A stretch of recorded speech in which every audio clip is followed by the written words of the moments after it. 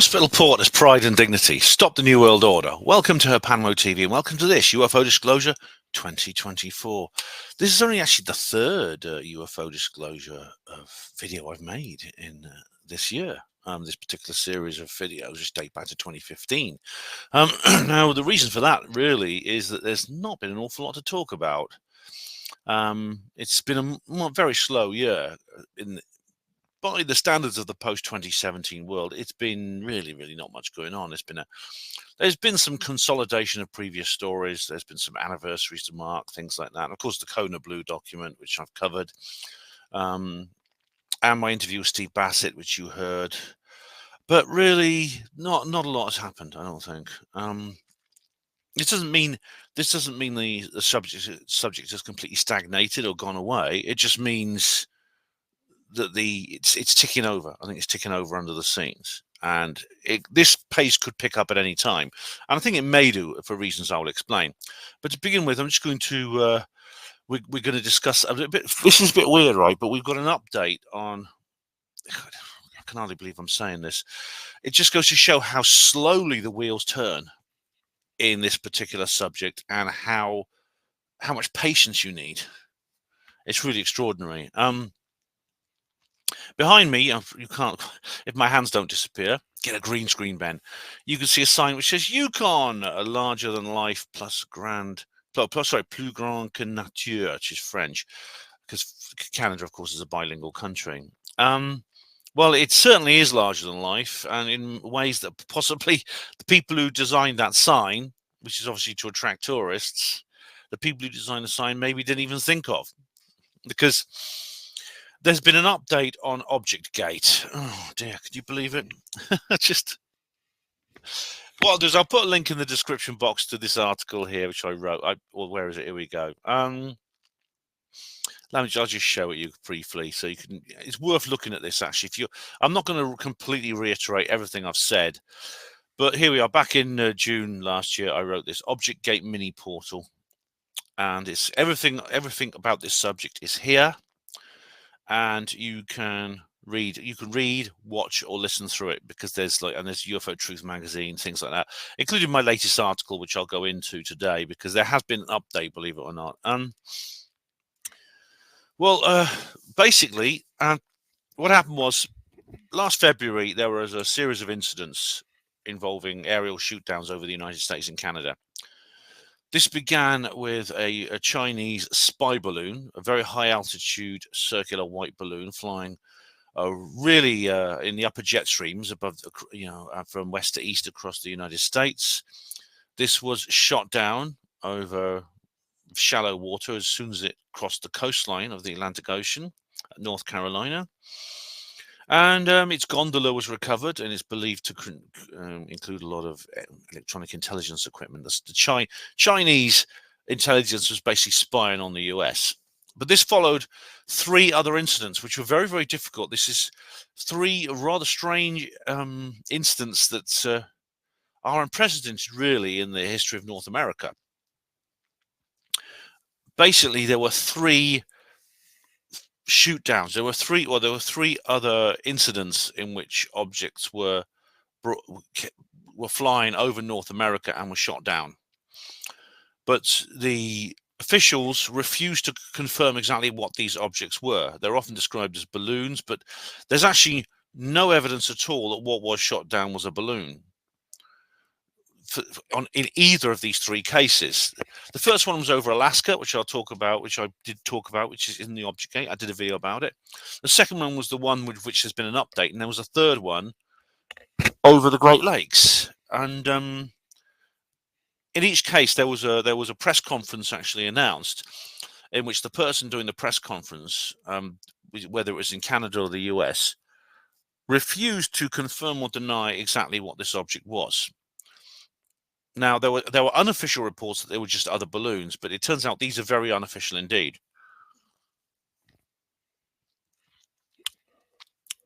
And that was it. It all went away until there was a news story. There was a new release just a couple of days ago. I'll just give you a background to this particular incident. February 11th, 2023, NORAD And the Canadian Minister of National Defence, that's Anand.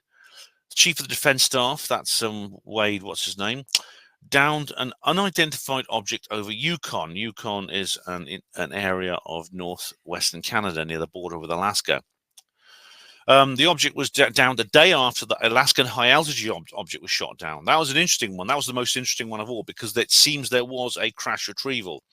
As you'll see if you watch the video and read the things that I talk about, or listen to the show, the radio show I did about it, there was a lot of independent witnesses, including an oil worker, who saw basically a massive crash retrieval operation in this area.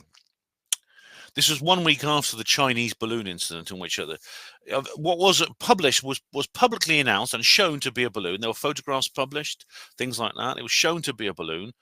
Were published. Indeed, they even posted pictures of divers dragging the pieces of the balloon up from the seabed. Prime Minister of Canada, Justin Trudeau, as he calls himself, said NORAD monitored the object and deployed American and Canadian aircraft.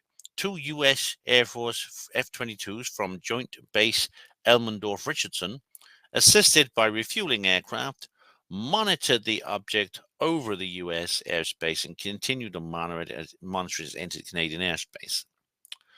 Royal Canadian Air Force CF-18 and CP-140 aircraft joined the formation, monitoring the object after it passed into Canadian airspace. And then there's all kinds of things, exactly what they say. It's been described as a small metallic balloon, things like that. Minister Anand said it was a cylindrical object flying at approximately 40,000 feet, much lower than the Chinese object, which meant it was a threat to commercial aircraft. If she was cylindrical, smaller than a Chinese balloon, that's what she said. But people asked, well, what is it? She didn't say.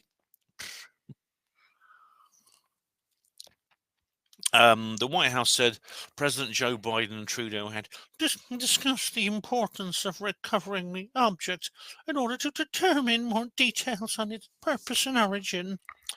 But yeah, there's a speculation. It says amateur radio enthusiasts speculated that the object might be an amateur radio pico balloon. This is like it's a high altitude balloon, which might have been broadcasting amateur radio. Call sign K9YO. But again, this is speculation.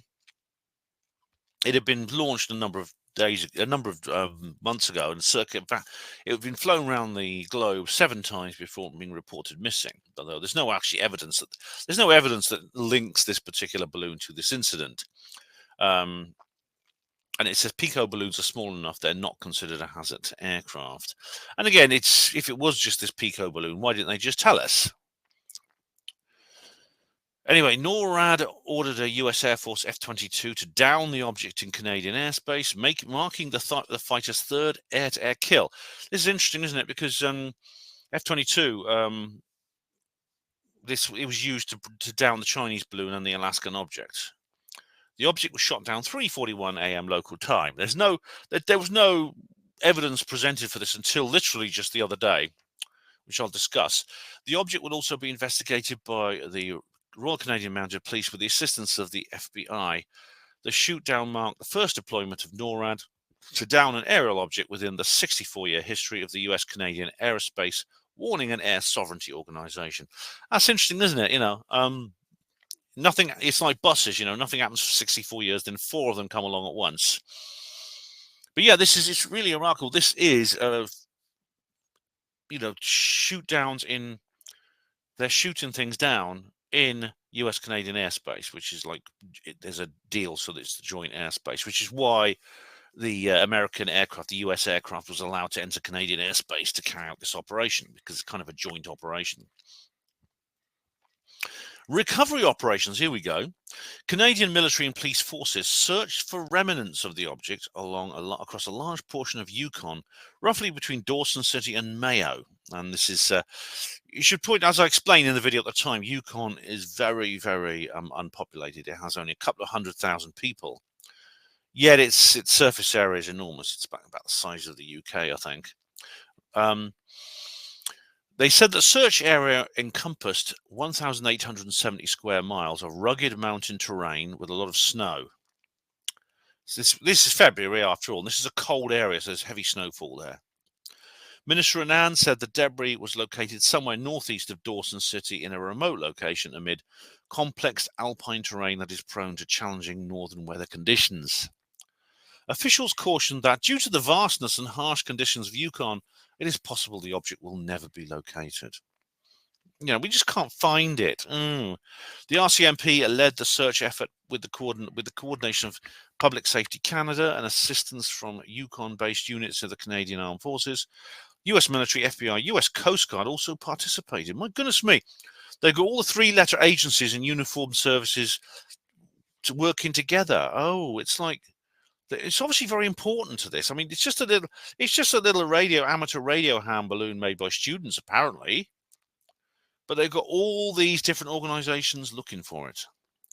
The RCAF assets deployed the recovery effort, including one C-130 Hercules search and rescue aircraft, two CC Twin Otter utility aircrafts, and various CH-148 Cyclone, CH-149 Cormorant helicopters. My goodness me. That's cost a lot of money to launch these assets. Snowfall in the area made the debris difficult to find, and the search was called off on February the 17th. Was it continued afterwards? Because it's not like that all the year round. You do get it does melt in the summer. So did they go up and look then? Or maybe they looked anyway and they just didn't want us to know. But that's all we heard about it. We heard nothing more about it at all. And then suddenly this was published. I'll show it to you.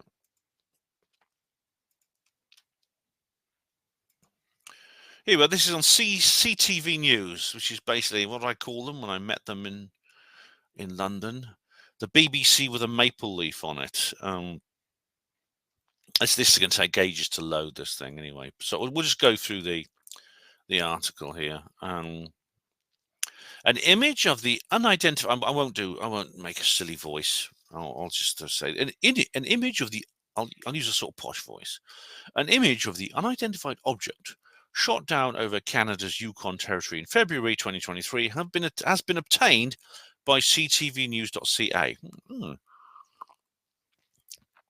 So more than 18 months later, over a year and a half has passed, and suddenly we're getting an image. This was released through the Canadian Freedom of Information request. The grainy image appears to be a photocopy of an email printout. Right. Okay. So we basically need the proper photo, don't we? I mean, I'll show you some tweets. I actually tweeted in response to Mick West. Where was it? Yeah, I'll just go into this here. Where's the article I wrote? Here we go. Oh, I can't find. Here we go.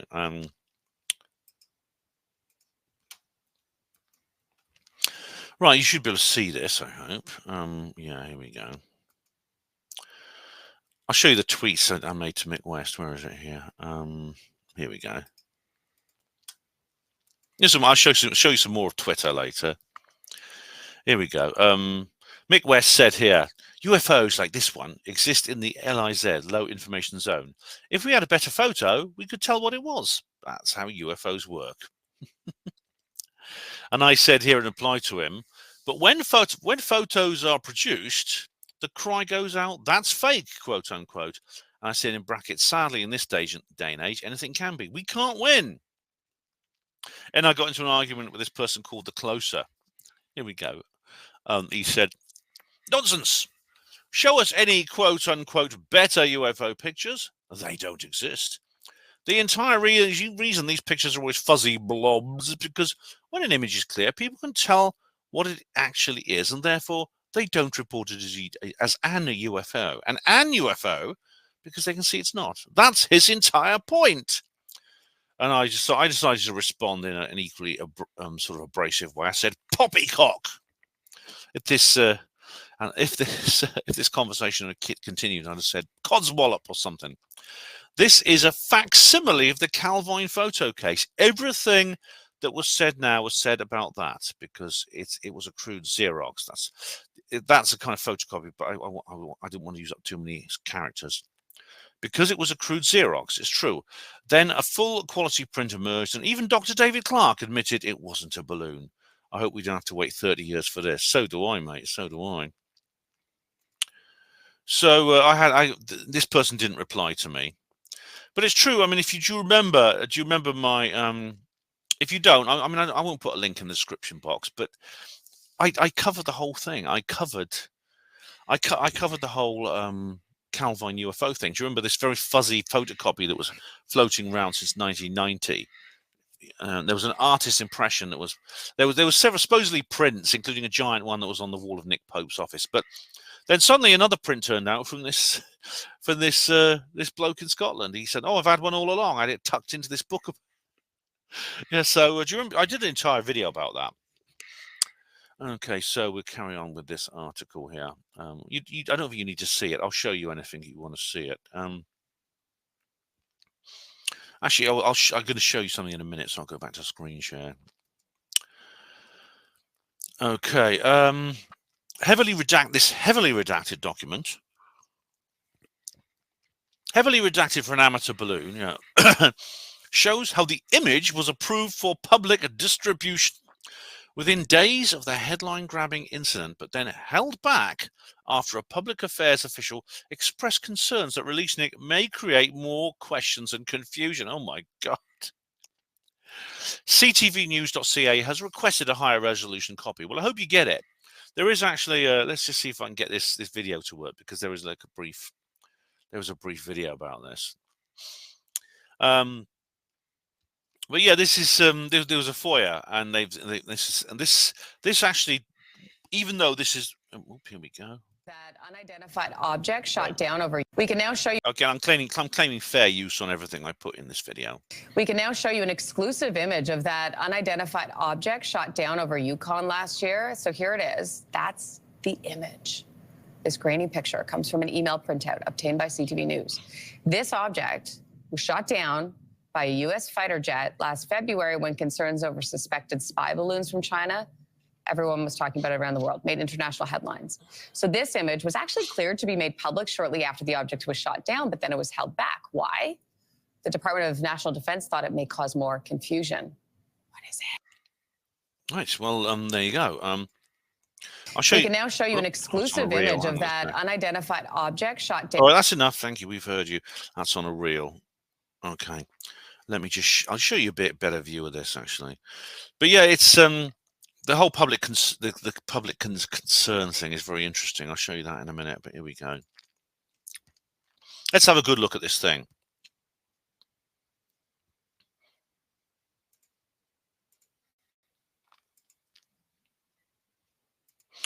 Right, here it is. Let's zoom in a bit. This thing here, this is the object. Now, it's been, again, this is a photocopy of a picture, so it shows almost nothing. It shows this thing here that looks like a toilet seat or a hemorrhoid cushion. Someone described it as looking like a hemorrhoid cushion. I think it could be a travel collar, an inflatable travel collar. It could be any of these things. Or it could be, as some people are claiming, a balloon like the Chinese balloon. It's photographed from underneath. Apparently, there's a story going saying this is photographed from underneath. Except that is actually just an assumption. We don't know what angle it was photographed from. If you look at this, there's nothing here to indicate whether the photograph was taken from the ground, from whether it was gun camera footage from the aircraft, whether it was above or below. We don't know. We don't know anything about this. It is completely and utterly anonymous, and we won't know until we get, as I said, a higher resolution copy. So, what did NORAD shoot down? They won't tell us. A US F-22 fighter jet shot down the object on the 11th of February 2023, shortly after it entered Canadian airspace in the Yukon territory, which borders Alaska. It was one of 3 unidentified aerial objects blasted out of the sky that month, following the high-profile February the 4th, 2023 downing of an apparent Chinese surveillance balloon. Shot down over Alaska, Yukon, and Lake Huron between February the 10th and 12th, 2023, the 3 objects were reportedly much smaller than the towering Chinese balloon. But they describe their shape and their size, but they won't say Is it a balloon or is it something else? They won't actually give any more details. It's weird. Like I said at the time, it's almost like they're trying to say something without really saying it. At the time, the officials described the Yukon object as a suspected balloon that was cylindrical in shape. A reported Pentagon memo said it appeared to be a small metallic balloon with a tethered payload below it. We covered that at the time, yeah. Released as part of the Freedom of Information request package, an email from a Canadian Brigadier General offered what they described as the best description that we have of the Yukon object. Visually, a cylindrical object. All right, it doesn't look cylindrical, does it? It looks, but it could be. Again, if you look at the object, it could be like this could be like a ring or donut-shaped object with a segment cut out of it. It could be a disc or a sphere obscured by something. You can't really tell. A cylindrical object, top quarter is metallic, remainder white, 20-foot wire hanging below with a package of some sort suspended from it. All right. The image appears to have been taken from an aircraft below it, although that has not been confirmed. Well, it's just an assumption, isn't it? Because then you can say, well, it's a balloon, and you can see what what it is. It's actually a sphere with and the black bit is obscuring it. That's the gondola underneath it. Why was the image never released? Well, it has been now. The image of the Yukon object was distributed internally on February the 14th, 2023. The next morning, it was declared unclassified and approved for public release. It was in a partially redacted email thread. Additional footage is mentioned. All right. Canada's former top soldier and chief of the defence staff previously, General Wayne Eyre, that's him, the guy who was next to Anand in the press conference, even suggested using the disclassified picture in an upcoming social media post. It's interesting that General Eyre was the only person who ever officially referred to it as a balloon, despite the fact that everyone else said we don't know what it is. Attached is an image approved to be released, said the February 15th email to Canadian military leaders said. We're looking at getting a better one to send you. All right, well, get it, please. Despite a flurry of emails to clear the image for public release, the Department of National Defence's acting Assistant Deputy Minister for Public Affairs soon poured cold water on the idea. I wonder why. You see, it's interesting. It's rather like the Phoenix Lights. This reminds me very much of the Phoenix Lights. Should the image be released, it would be via the Canadian Armed Forces social media accounts, the public affairs official wrote. Given the public environment and statements relating to the object being benign, releasing the image may create more questions and confusion regardless of the text that will accompany the post. Right. This is what they always do. They say this all the time. It is very, very like Phoenix Lights. Fife Symington, governor of Arizona at the time. He later confessed. I mean, they never used the word confess, but yeah, he confessed and said, we wanted to avoid public panic. What an incredibly low opinion these bureaucrats have of we, the people that they govern. You know, they see us as a bunch of like quivering sheep. All the courage and self-discipline of like little frightened baby chicks or chickens in a pen, you know. Got to keep them calm, you know. Not that, I mean, they're people too, but you know, they're superior to the rest of us. Oh, it's so patronizing. It really is. It pisses me off no end, I'll tell you. Oh, anyway. Yes. Later that afternoon, General Eyre's public affairs officer added that the image would be held back pending U.S. engagement. What? Pending you. So basically, then now he's saying, "Oh, well, we can't do anything until the Yanks tell us what to do because we're just little Canada, aren't we?" The photo was never released. Reached Monday morning. I don't know what that means. Canada's Department of National Defence said it would not be able to immediately respond to a request for comment, emphasising that it was declassified and it was already approved for public release. CTV News.ca has requested the original image file. In a very large organization such as the military, different elements and even different people may have different views on what information can be made public. Ian Boyd, director of the Center for National Security Initiatives at the University of Colorado, told ctvnews.ca, ultimately, the Public Affairs Office has the responsibility to vet all external communication.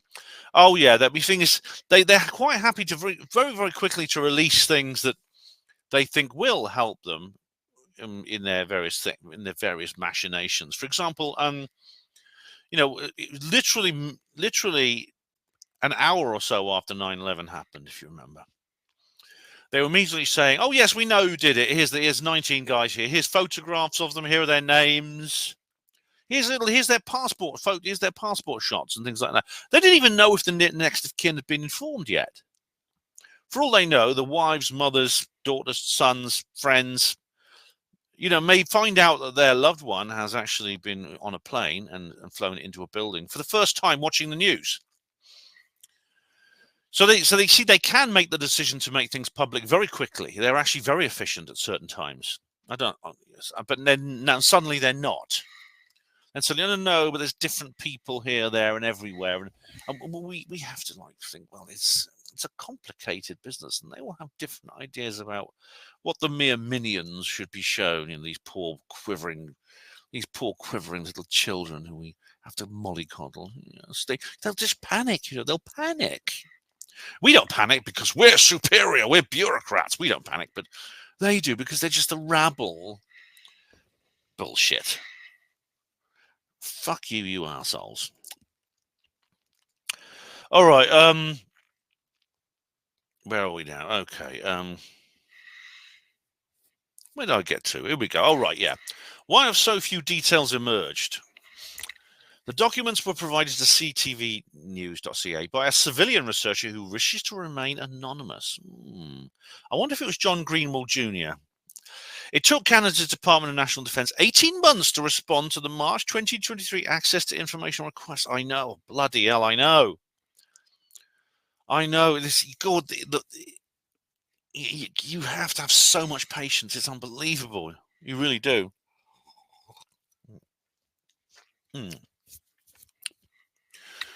The information release package includes reports and emails from the Canadian Armed Forces Strategic Joint Staff, the Royal Canadian Air Force, and Canada's NORAD operation, short for North American Aerospace Defence Command. It just explains what NORAD is. We all know that. Citing harsh winter conditions and remote mountainous terrain, efforts to recover debris of the Yukon object were called off. Again, we've heard about that. I don't know. I mean, I suspect that Canada's military in particular are probably quite good at Arctic warfare and Arctic operations and things like that. So it's possible they didn't call off the search and found something they don't want us to know, or they called off the search because they just don't want anyone to know at all, and they thought, well, no one else is going to go and look for it if we can't find it. Searches were also halted for the object shot down above Alaska and Lake Huron. Now, I don't believe that for a second, right? Because, we know that the Alaska object, the search was not called off for that because there was like a 5-day military operation over the Beaufort Sea, which of course is frozen over at that time of year because it's very cold. And there was that guy out, backcountry Alaska, was filming the whole thing. Now I can believe that the Lake Huron shoot down was actually called off because it's in 700 feet of water, which means a salvage operation will be very difficult. Not impossible, but difficult. Very, very much more difficult than the Chinese balloon salvage operation, which actually was in very shallow water. While US President Joe Biden has said, the 3 objects likely pose no threat and were probably private or research balloons. Lack of details and imagery is created. All right, so that's not a quote. Okay. What he's basically saying is they're probably private research balloons, likely pose no threat. Well, the thing is, something that likely poses no threat is still a threat. It only ceases to be a threat when we know it poses no threat. No danger. This is why the whole word threat has been tossed around like a hot potato between Greer and Elizondo for so long, because it's been misused and misunderstood. So it was a threat because they weren't sure what it was. A lack of details and imagery has created an air of mystery around the incidents when compared with a well-documented Chinese balloon. Yeah, of course it did. Why? Indeed. I mean, I've made videos about this mystery. Why then, pray, was this not better documented? Boyd, who's also a professor of aerospace engineering, says the incidents of February 2023 ultimately illustrated the failure by the US and Canada to accurately identify objects in their airspace, hence the ensuing secrecy. Well, I don't know about that. It comes down to these episodes illustrating a potential vulnerability in the US-Canada defense system, Boyd added. Certainly the failure to provide more information has fed conspiracy theories. Ooh, boogeyman word, conspiracy theories. Dun, dun, dun. But the military will likely accept that outcome over disclosing information that may help an adversary identify defensive weaknesses. All right. So now he's making a good point, which is that if they give away too much information, it might allow an adversary to learn the capabilities of the F-22 and all various ground radars and things like that, of NORAD, etc.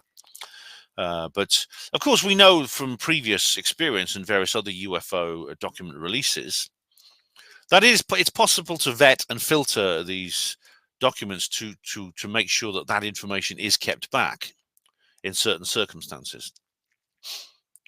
In the documents, the Yukon object is referred to as UAP-23, unidentified aerial phenomenon, which has largely replaced the terms UFO and unidentified flying objects in official circles, because it's associated with nutcases like me. CTV previously reported Yukon object was the 23rd so-called UAP trapped over North America in the first few weeks of last year. Yes, but we heard. Thing is, the others were never reported in the news because it was tracked, and when they realised what it was, it wasn't a UAP anymore, was it?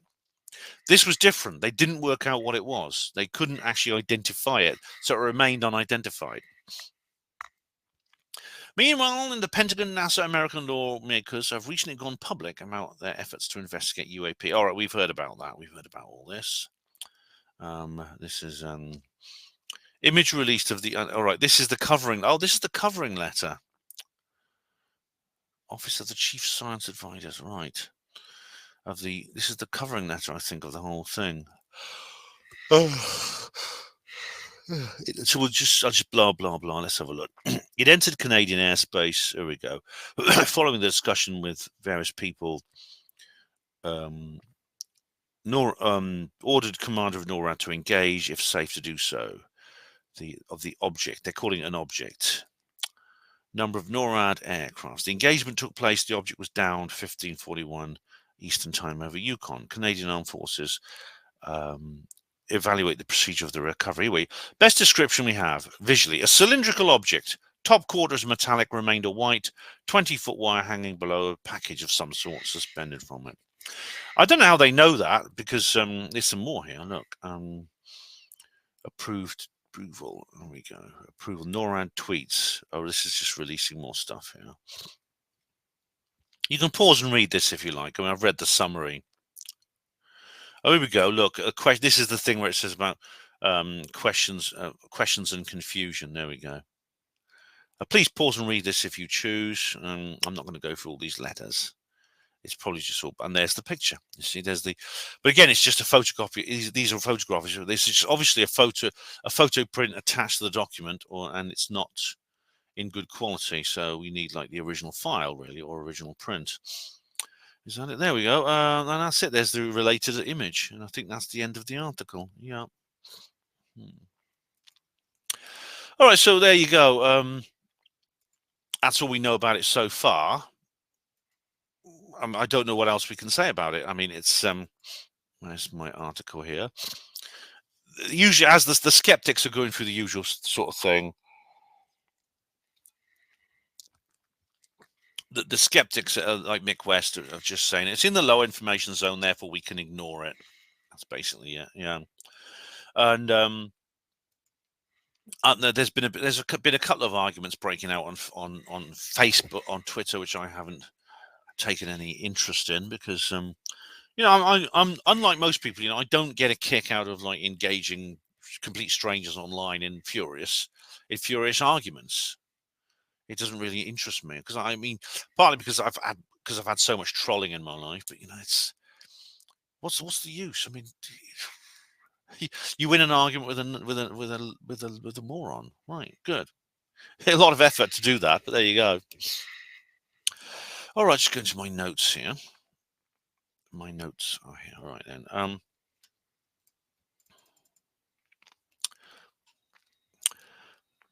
Right, there's some more stuff here. Right, this is because there's been, I think, until we get more information, there's really not much more to say about Objectgate, and all we know is that. Now, this was published, funnily enough, around about the same time, and this news article. Here we go.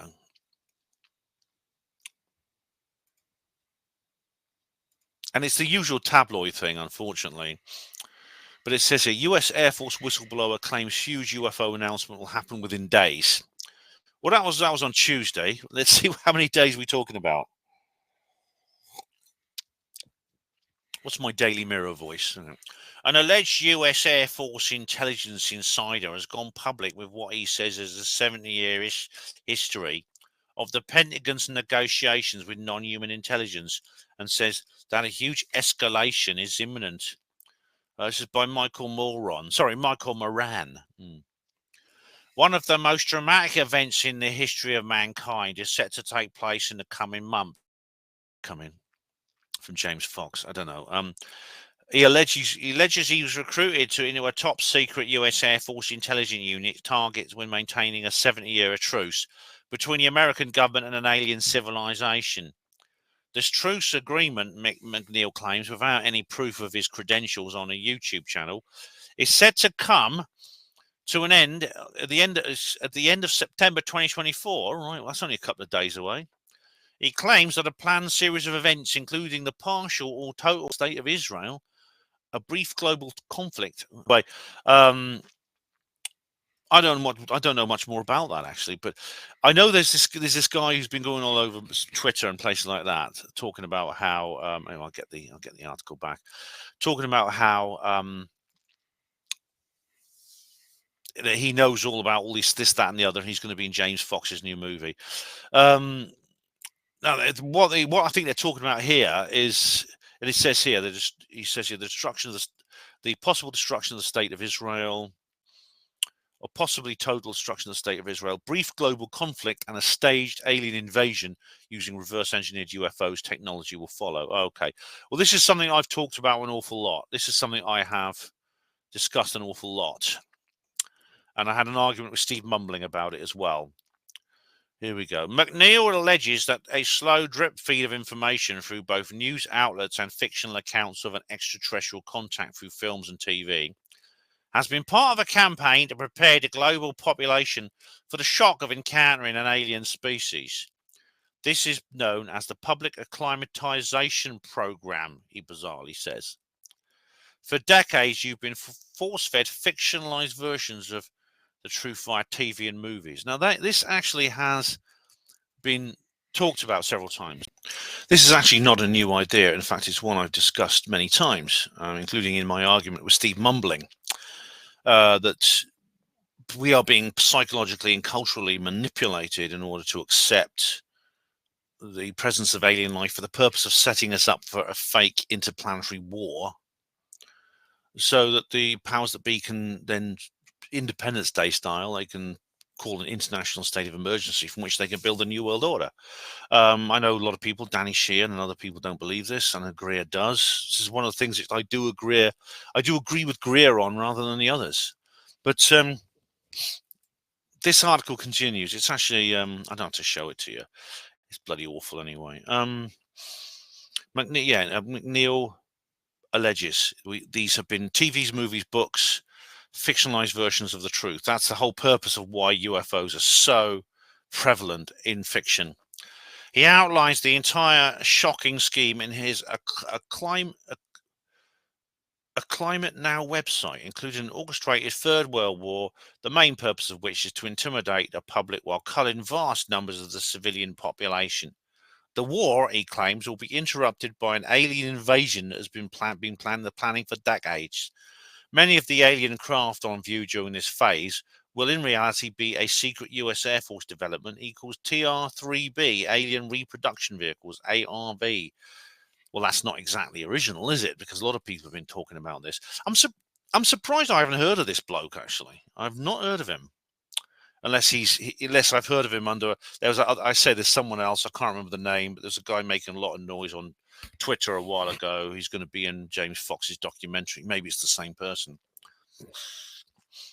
McNeil describes contact with aliens very likely the grey invaders of science fiction. I'll show you this. Here we go. I'll show you the picture. It's your textbook grey, basically.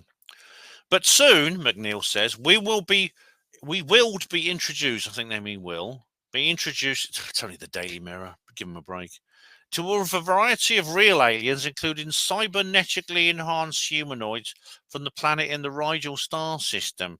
Type A and C has a grey or greyish pigmentation that come off a bit chalky sometimes, he says. They have 4 fingers with little suction cups on the end of the fingers, and some have webbing between their fingers and toes. Type D have a brownish pigmentation of 5 fingers and 5 toes. The brownish pigmentation makes me think of Virginia. The species started off fully biological until they ventured out into the cosmos and came into contact with what they now answer to, something called the Keeper. They worship technology and started to incorporate mechanics into their biological makeup thousands of years ago. He alleges further that following initial contact with these beings, hang on, I'm going to skim some of this. I think, yeah. This is basically stuff he could have picked up from anywhere online, I think. This is not original stuff. This is things that have been talked about all over the place. And to be fair, I've included this plot device in my book because readers of Roswell Rising, a novel of disclosure, available at all good public books, all good bookshops now to the public, price £10, will know that in that book, which is the first of the trilogy, you will know that I include that as a plot element, the idea of a staged alien invasion using alien reproduction vehicles, people disguised as aliens, that kind of thing. So he could have got it from there. He may have read my book. But I don't know who this guy is. I mean, I've surprised I've not heard of him. I mean, maybe this is the first time he's emerged. Although I'll just try googling him and see what happens. Charles McNeil, because it's quite a common name. There we go. Charles McNeil. There we go. What's we got here? Footballer. All right. I'll try and put here alien UFO. There we go. Let's see what that says. Comes up with. There's a lot of things in Ireland. Irish Star. No, there's not a lot here. There's really not much here. I mean, there's no link to his. I'm not going to look up his website now. Charles McNeil. Yeah. It looks like the results are changing quickly. So there's a lot of news articles here. I'll just show you them. Lots of news, especially in Ireland and the Daily Record in Scotland. Maybe he's an Irish guy. I don't know. But that's about it. His own website is not here. I can't see his own website anywhere. It's a Climate Now. I'm not going to look it up. So that's all I can really say about this. I don't really know much more. All right, so now we come on to a different subject. It's this. This is bad news, actually. Paradigm-changing UFO transparency legislation fails in Congress for a second consecutive year. I don't like to say "told you so," but I told you so. Richard Dolan did a brief video about this last night. It's from Liberation Times. What's a Liberation Times accent? I don't know. Written by Christopher Sharp, 20th of September. Okay. An unprecedented Senate amendment aimed at increasing transparency on unidentified anomalous phenomena introduced by Senator Mike Rounds and Senator Majority Leader Chuck Schumer, has been excluded from the Senate's National Defense Authorization Act for the fiscal year 2025. That's the NDAA FY 2025, the manager's package. Yeah, this is basically what happened last year, if you remember. It was seen as a final opportunity for the amendment to be considered for inclusion in law within the finalized version of the NDAA. As a result, the amendment known as the UAP Disclosure Act, UAPD, will not form part of any negotiations with the White House, the House of Representatives, as they finalize NDAA FY 2025, which is expected to be signed into law by President Joe Biden. In other words, Kamala will do it. Or she'll sort of guide his finger down to make it look like fingerprint, you know. If passed, the UAPDA could have unleashed a process revealing that the US government and defense contractors possess retrieved craft which are, according to the Act, capable of transmedium travel, instantaneous acceleration, hypersonic speeds, positive lift. So that's the whole, that is basically the 5 observables. I don't know, show you the rest. You've got to ask yourself the question, I mean, why the hell, why are they so bothered? Why, in a world where UFOs are crazy and only believed in by crazy people, and the Mick West is right, and everyone is crazy who believes this stuff. It's just frivolity, it's silly stuff, it's nonsense, it's rubbish, it's the work of fantasists and hoaxers. All right. Why, if that's the case, do they not just smirk their way through it? Why don't they just? Why is there so much effort to stop it? Why don't the people in the Congress simply, they just sit there like this and going UFOs? They go like this. They go UFOs. Let him get on with it. All right. We'll have a laugh at this. We'll go to the pub afterwards and have a good laugh about this. But they're actually talking about aliens. These silly people. But why? That's not what happens. They don't do that, do they? What you have is you get the mics, the 2 mics. I think there's a 3rd mic now, isn't there? The 3 mics. They battle tooth and nail, hand over foot. They sweat bollocks to stop this amendment going in. To stop Schumer and the other people, Mike Rounds, the people who've created this amendment for the FY 2025, NDAA FY 2025. Instead, they say, "Oh my God, we've got to do something about this." Why? Why do you need to do something about this? Well, of course, it's all crazy, it's all nonsense, it's all stupid, but we have to stop it. Why? I don't know. Just don't ask that question. There's a saying: whenever you hit fog, there's probably a rock in the middle of it. That's what we're dealing with here. We're dealing with a fog-shrouded rock of the first variety. Liberation Times has learned that the CIA, currently facing mounting criticism over alleged dishonesty regarding anomalous health incidents related to what? UFOs, along with the Department of Defense and Department of Energy, has consistently bypassed democratic oversight in retrieving advanced objects of unknown origin. Yeah, the Department of Energy is always involved. That's what comes up in this book by Annie Jacobson I talked about earlier. I've written a full written review of this book, by the way, on, can you see it all right? I've written a full written report of this book, if you want to see it, on a Panmo Voice. According to Liberation Times, these materials are subsequently sent to national labs and select defense contractors, including Lockheed Martin. Well, there you are, you see. Who funded the 2 mics campaigns? Do you know that their campaigns, when they were being elected to Congress, their campaigns were backed up by Raytheon, by Lockheed Martin, by a couple of other contractors?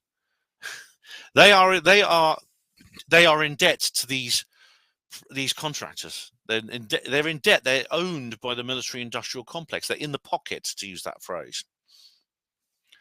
Multiple programs are understood to be orchestrated by the CIA's Directorate of Science and Technology and its Directorate of Operations alongside Department of Defense components. I don't know what any of that means. Liberation Times has uncovered details of an alleged program focused on retrieving advanced craft from beneath the sea.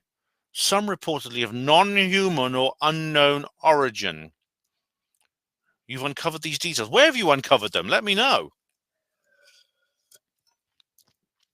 This alleged program draws on multiple agencies and departments, specialized assets and expertise to carry out these missions. Look, the reason for that is the reason. I keep taking my glasses off because I don't like the reflection when I've got a bright monitor. Is that there are cadres within all those organizations that deal with this. It's not the CIA or the US Air Force. There are detachments within all these organizations for dealing with this subject. This is why they'll react so quickly, and they always do the same thing. You can see that with Penta, with the people who turned up with the tents and the vans and things like that. And even in Roswell, it's pretty clear that they even by 1947 they had some idea of what they were doing, which means there were Roswell type events before 1947. Among those involved are the maritime branch of the CIA's Director of Operations, the US Navy, the National Underwater Reconnaissance Office, jointly operated by the Navy and CIA, and the United States Special Operations Command. Right, so you can imagine the CIA and the Navy work closely when it comes to underwater issues. Special operations would be like special forces. It's further understood that the Woods Hole Oceanographic Institute has provided deep submergence vehicles to support these retrieval efforts. That's a surprise. That's a surprise because the Woods Hole, it's Bob Ballard. Do you remember Bob Ballard and the guy who found the Titanic? And he presented that Sequest DSV TV series with Roy Scheider.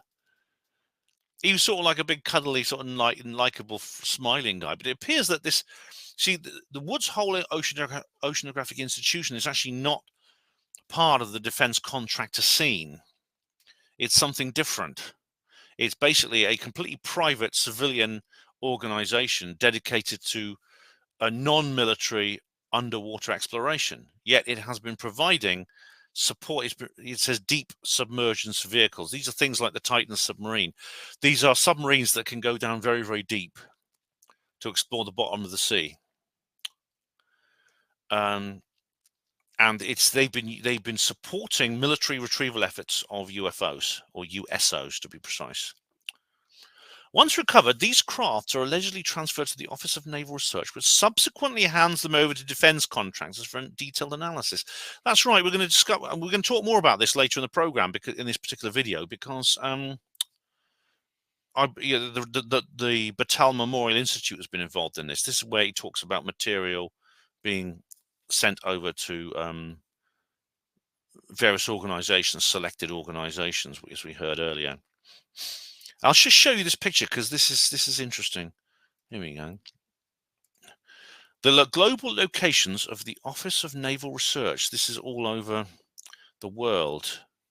And you see, it's not just the US. There's some in South America.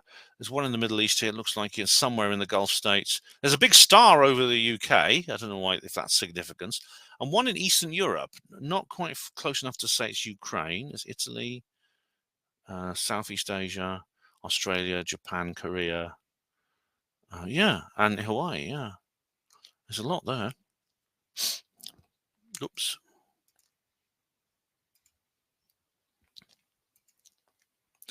If the act had passed, the president would have appointed 9 impartial citizens to newly established UAP Records Review Board. Oh, yeah. This was another part of the Schumer Amendment, the establishment of an executive board for dealing with this, overseen by the Senate's Committee on Homeland Security and Governmental Affairs. This board would oversee the collection, review, and public disclosure of UAP records and has the authority to examine materials, solicit testimonies, and gather additional witnesses and whistleblowers. If that had been a really honest outfit, that whatever part the establishment is in favor of disclosure, that would have been amazing. The establishment of the review board would prevent government agencies and individuals accused of involvement with illegal UAP programs from investigating and exonerating themselves. Right. So in other words, it would have prevented, it would take away the shark in charge of a swimming pool element, which I've talked about before. So, for example, the Office of Naval Intelligence says, we don't know anything about UFOs. How do we know? We've investigated ourselves and we've decided that. And we're not lying, honest. The board would have eliminated their direct influence over government affairs UAP office. That is Arrow. A practice multiple sources have reported to Liberation Times. Yeah. The Liberation Times understands that UAPD was backed by the Senate Intelligence and Armed Services Committee. They're the good guys, aren't they? Yeah, this is often said that this is where people like Tim Burchett and Anna Paulina Luna and Matt Gaetz and these good guys are all involved with.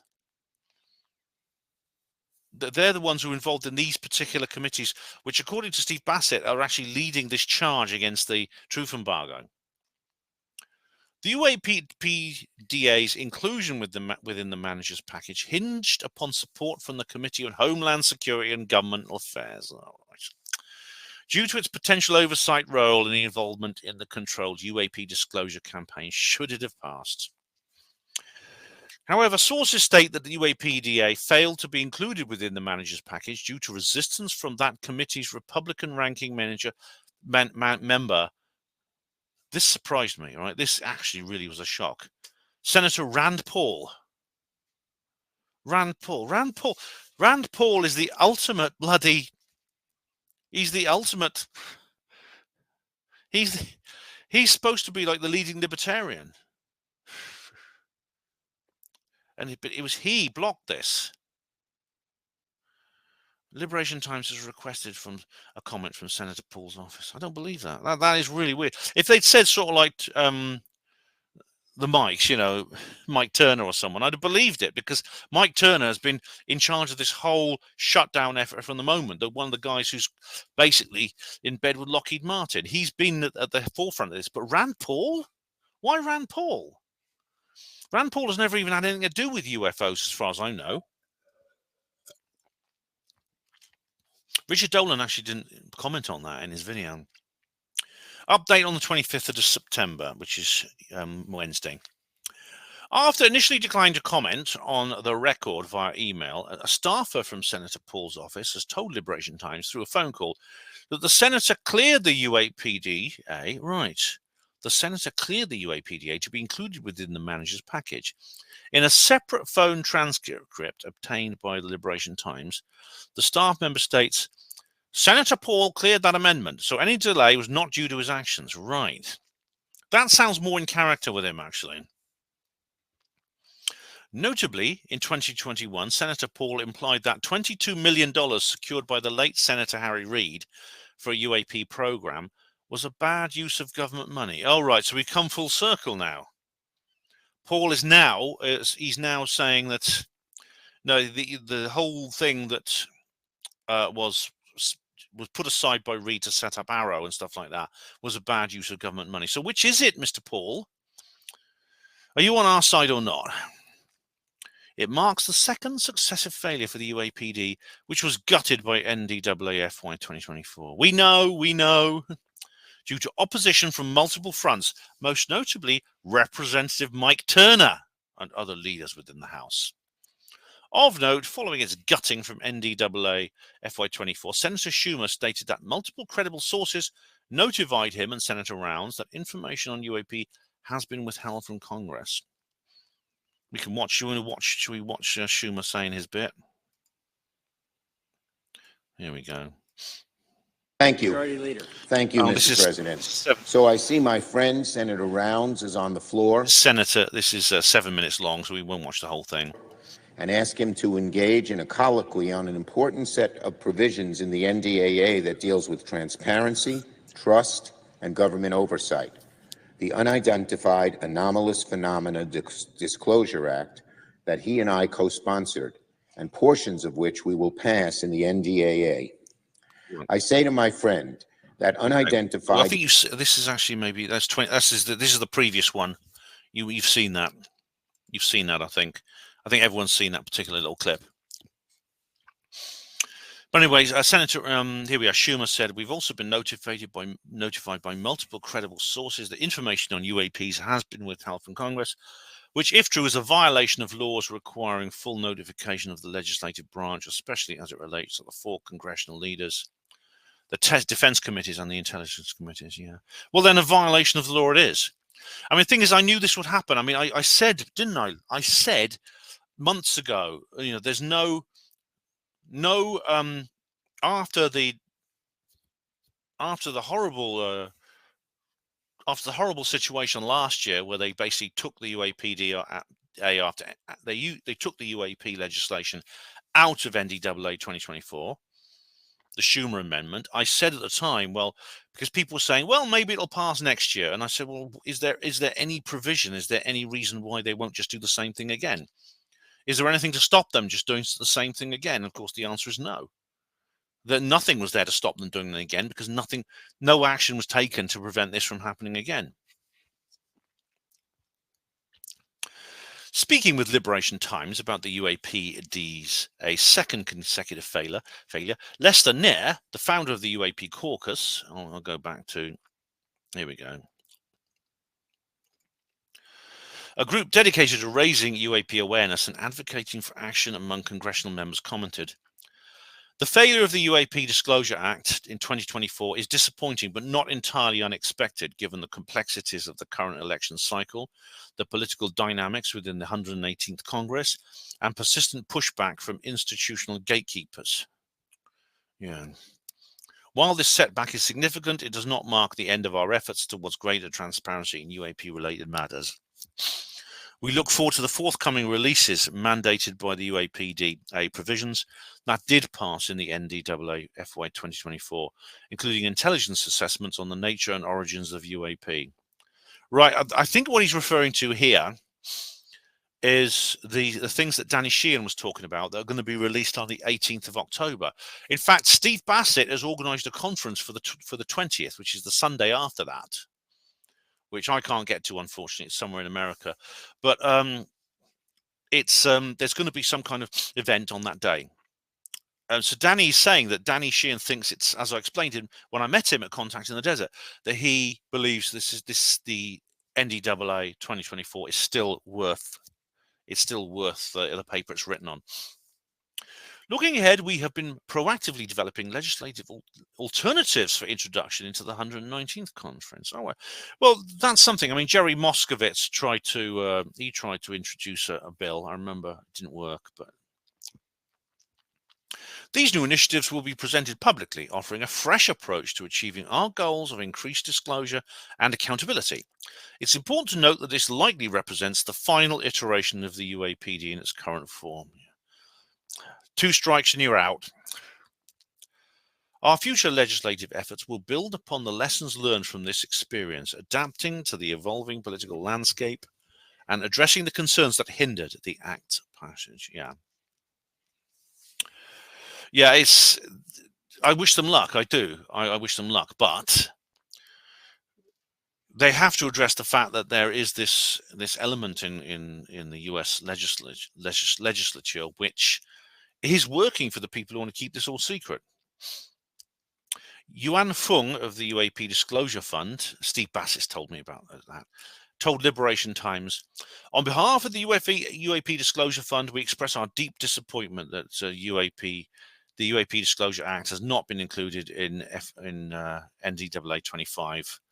The UAPDA has garnered robust bipartisan support and would have ushered in an unprecedented level of transparency and oversight over UAP records held by executive. We commend Senators Mike Rounds, Chuck Schumer, Kirsten Gillibrand, and Martin Heinrich for championing this legislation for 2 consecutive years, and we are grateful to all those who worked behind the scenes to advocate for this critical cause. We remain hopeful that these senators and others will persist in their efforts to establish proper congressional oversight of UAP matters, which raise serious concerns regarding the use of taxpayer funds and national security. While this setback is disappointing, it does not diminish our resolve. Our mission to advance UAP transparency and disclosure continues. In the months ahead, we will explore every available avenue to maintain pressure on the government to be truthful with the American people and the global community. Our work will focus on building political momentum for UAP disclosure and demanding the truth, because the public deserves nothing less." There he goes. Echoing John Podesta there. Despite repeated failures to pass the UAPD, new UAP hearings are expected in the coming months with both the Senate and House. That's true. Kirsten Gillibrand has actually already announced one for November. So now that will be in the new administration. And personally, I'll say more later at the time because this is not an election broadcast. But I think what happens in Gillibrand's new hearings in November will depend very much on the outcome of the upcoming US presidential election.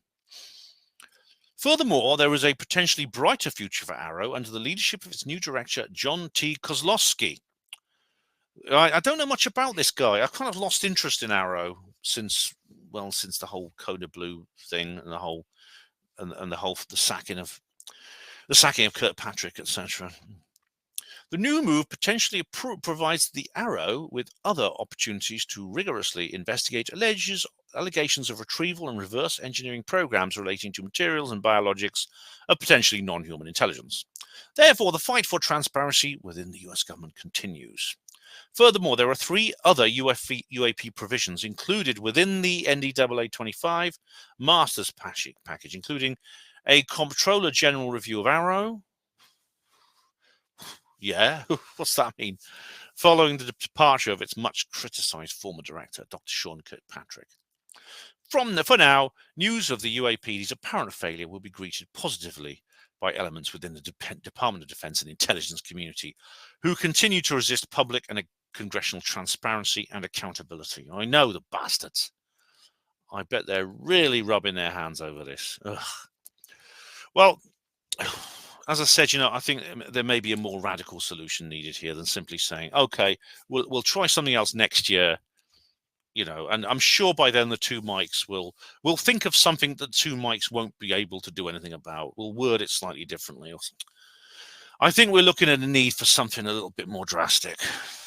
Now, when Richard Dolan uploaded his video about this particular event, I'll need these actually because I've got some notes, about the second failure of the Schumer Amendment, I put a comment underneath saying, catastrophic disclosure it is then.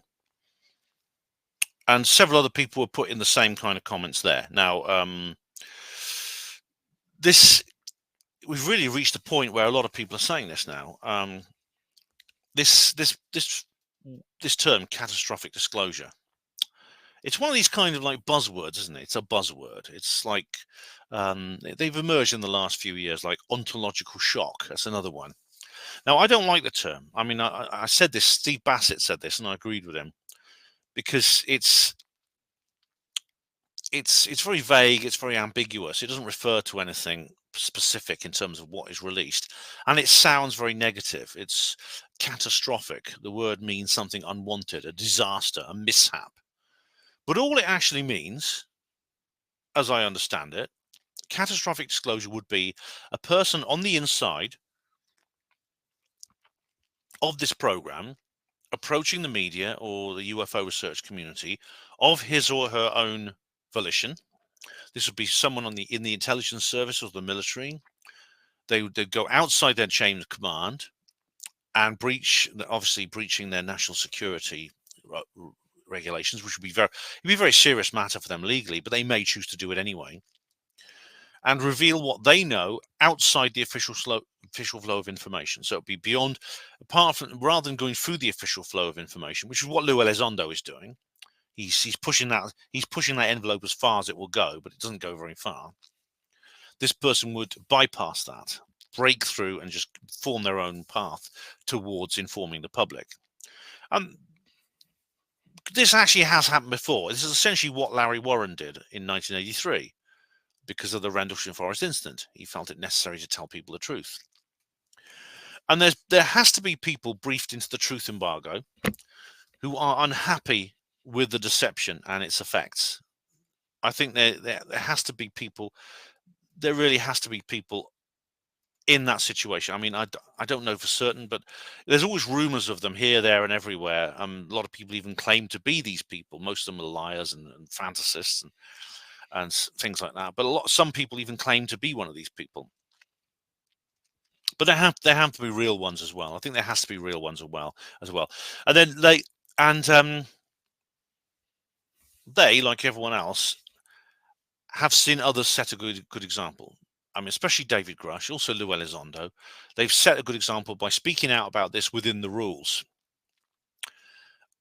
There are bound to be situations when other people follow in their footsteps. Now, they could go through the legal route, and indeed, they almost got the chance before it was all, because David Grush, I mean, all the people associated with David Grush were going to come forward and they were going to testify at the hearings. A whole load of other witnesses were going to come forward. There's even talk of issuing them a subpoena, but they never did. But sooner or later, someone will maybe decide that the officialdom is too slow. I mean, if the government is being tied down by this corruption in the legislature or this inertia within the culture of politics, he or she might choose to take the matter into their own hands. And it's possible examples like these have even occurred before. Like I said, these have even reached the mainstream media where people have come forward. There's a guy called Frank Milburn. Now, he used to be a member of the elite parachute regiment in the British Army. He spoke to a former member of the UK Special Forces Network who claimed to have taken part in the retrieval of a crashed non-human craft somewhere in the north of England in the late 1980s. Now, the fact that it's in the north of England probably rules out the Notts Roswell, because that's East Midlands. Or maybe they said north. I mean, just to bypass or widen it a little bit or divert. So maybe they are talking about the Notts Roswell, the Mansfield incident.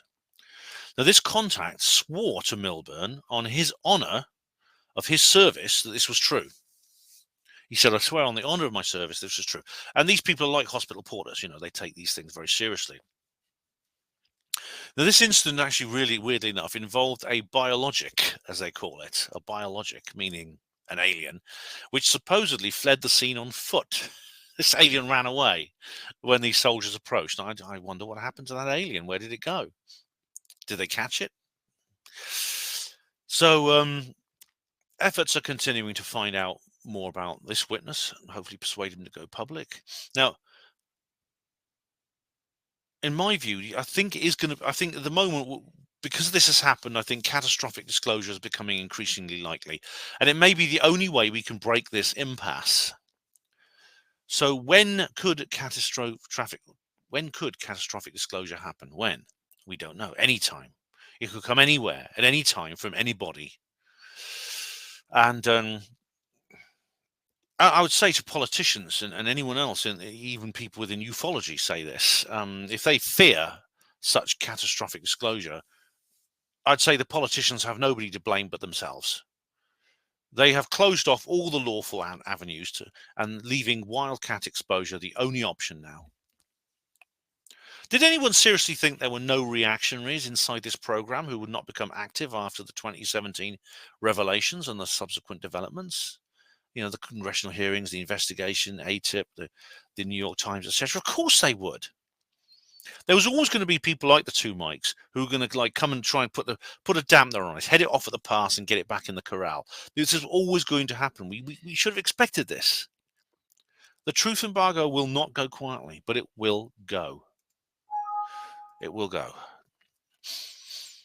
So what else has been happening in this world? Well, I'll go through some of the news briefly. Squarespace have done an ad. Now this is really interesting, right? Because this is what I mean by every so often something will pop up in the mainstream entertainment, just in entertainment or news or something like that, or even like a little ad, like we're talking about an advertisement in this case, that reveals that this concept has advanced into culture and collective psychology. Now, Squarespace is one of the world's most popular web designs and hosting services. It's worth over $1 billion and is advertised at major sporting events and cinema awards. Therefore, when they produced a new TV advert with an alien theme, I was absolutely astounded. And this is not an ordinary advert because it's directed by none other than Martin Scorsese, who's a very famous feature film creator, best known for such classics as The Color of Money, Raging Bull, and Taxi Driver. So I doubt if he'd be cheap to hire. This advert is one of those, it's almost like a mini movie, and it has a title. It's called Hello Down There. And I'll just show you a little bit of it here. I won't show all of it. I'll just show you a little clip because All right, look, we've got here this. There's this little kid here.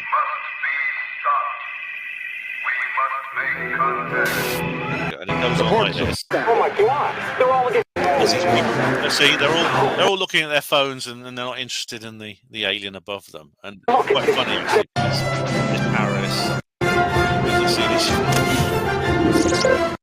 Finally, he sees them. That's Scorsese himself there. That's it. That's the director himself. I won't show you anymore because I don't want to get a bloody stupid copyright strike for nothing, like what usually happens. But do watch it. It's on the Squarespace YouTube channel. Yeah, it just has these. It's 1 minute 36 seconds. It begins. It's just a series of shots, TV news reports about UFOs, and then you get like. Then you see these people walking on the street, and this alien invasion is happening above them, but they're just looking at they're looking at their mobile phones, having a picnic in Paris by the Eiffel Tower, and things like that, and in a boardroom, sort of like concentrating on their business with their computer displays, and the aliens are baffled by this indifference of humanity to their presence. You see the alien going, "Oh my God." They even knock on the window of the boardroom with this robot hand and nothing happens. And then eventually they think, I know, we'll build a Squarespace website. And suddenly it appears on everyone's devices and they see the aliens. And the ad ends with the slogan, a website makes it real. I mean, there's so much commentary I could talk about this ad. I mean, I did an article on her Panama Voice, which I'm using this now for my notes, but please do go and check out the article. It could be, of course, we could say this is how the population is distracted and fed disinformation on modern portable media. But stick to the ufological elements. It's obvious that this idea of alien contact post 2017 has really advanced, and it's more ingrained than I thought.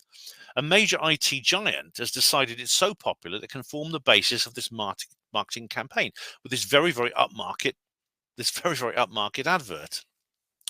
And it's not the only example, actually. I found several others, which I've talked about before. The John Lewis alien ad for Christmas. Do you remember? And Denver Airport and the conspiracy ads and things like that. So that's a good thing, because no one can pretend that UFOs and aliens are confined to the realm of lunacy and frivolity. And believe it or not, Steven Spielberg has just announced he's making a new UFO movie. This is really weird because he's announced it before it's still in pre-production. And he's done this before, of course, with his masterpiece, Close Encounter of the Third Kind. There's also E.T. and E.T. the Extraterrestrial, and there's even War of the Worlds, which is not so good. But funny enough, he stated in 1997, it's actually on the 20th anniversary DVD, bumper DVD of Close Encounters. He said in the little featurette, he said he'd lost his interest in UFOs and would never make another UFO movie. But he's changed his mind since then. And what's weird is, contrary to normal practice, this film has been given a release date. He's not even revealed the title. It's been given the release date of August the 15th, 2026. He's including David Cope. David Cope is going to be like his co-writer and things like that. So why has he done that? Why has he said, I'm not going to tell you what the movie is? Normally the studios would say absolutely nothing about something that's in pre-production like this. It would eventually probably leak out once they start filming it. It'll probably leak out to the movie press and things like that and the reviewers. But he said, "Oh no, I'm making a film. It's going to be released here, August the 15th, 2026. That's almost 2 years away, but it takes time to make a movie." Has somebody had a little word in his ear and said, "Hey, Steve, make a UFO movie and make it public. You're going to release it on that date, because I'll tell you what, when you get there, that iron is going to be particularly hot to strike. We can promise you that." Can't wait to see it. I really can't. Well, it's been a year since David Grush did his stuff, and of course, there's been so much. I mean, this guy has had so much aggravation from social media that there's been Twitter campaigns against him. And one of the first things he did when he went public, probably at the advice of Ross Coulthart, is he deleted his social media profile because this would be used to attack him. Of all the people you could attack, and I mean, one of his persecutors has had some very, very good comeuppance, which I'll talk about at the end. But yeah, he very bravely stood up to this. And Coulthard always points out, he's a typical Australian, very blunt, and he said, he calls them puerile, and he's right. But he also makes out, when this is a point I'd say to everyone, all these bloody backslappers and skeptics and naysayers and noisy negativists, to quote the late great Stanton T. Friedman. This disclosure process, right? I mean, and this includes me. I've got to accept this as well. It's not some kind of entertainment provided for the sake of UFO Twitter. It's a serious matter, and it's got to be handled with care and composure. And we, social media pundits, are not always entitled to be told every single thing going on as and when it happens. David Grush cannot work miracles. So stop demanding miracles when he doesn't. There's this person here, this individual. Should I show you this? I will show it you. I mean, it's actually, I don't want to show it you, not really for the copyright strike business, but it's more because it's just very annoying. Well, this is Stephen Greenstreet, middle of mayhem. Yeah. Why can't they have a dislike button on Twitter? 1 year ago today, I'll let him do his stuff. Spacecraft. In June 2023, a U.S. Air Force reservist named David Grush went public, claiming that the government is in possession of alien spacecraft and alien bodies. No kidding, non-human, exotic origin, vehicles that have either landed or crashed. Of course, he says he's never actually seen the aliens himself. Doesn't matter. He just heard about the aliens from a certain group of people that he trusts. Do you want to guess? A group of people? What, like Win Keach and me and Miles Johnston? No, these were people inside the intelligence community who were involved in this. This group is. Yes, Grush is friends with, associates of, and close to many of the. All right, so this refers to his previous documentary. So what he's saying is these people he's heard it from are all these people here. Not that they're all loonies or wackos. Some of them are people like Gary Nolan is he's a scientist. Chris Mellon, government advisor. Kit Green, CIA doctor, I believe, and other people as well. Jay Stratton, a scientist contracted by the government. Travis Taylor, the same. So Jim Lukatsky against Skinwalker Ranch. So we don't know that David Grush is talking about these people. We don't know that. That's an assumption that people like Greenstreet are making. Same people from the same group of paranormal activists. The same group of people who have been doing this for years now. Lou Elizondo, whose claims I've debunked. No, you Jay haven't. Stratton, former star of the skin being fake and no, we go through claims to the world. No, we don't. I don't think we have to watch all of this, do we? But he basically says here, 1 year ago today, David Grush went public to claim that the government is possession of alien space monsters. He didn't use that word. He's provided no evidence of this. Well, what you want miracles from this guy, don't you, Greenstreet? You want miracles from this guy. Oh, he's got to wheel it all out. I want it all. I want it all. I want it all, and I want it now. Grow up. Grush is part of a dubious group of paranormal activists. What's a paranormal activist? Influencing Congress with false UFO stories. They're not false. They're not all false. So shut the fuck up, Greenstreet, and find another hairdresser.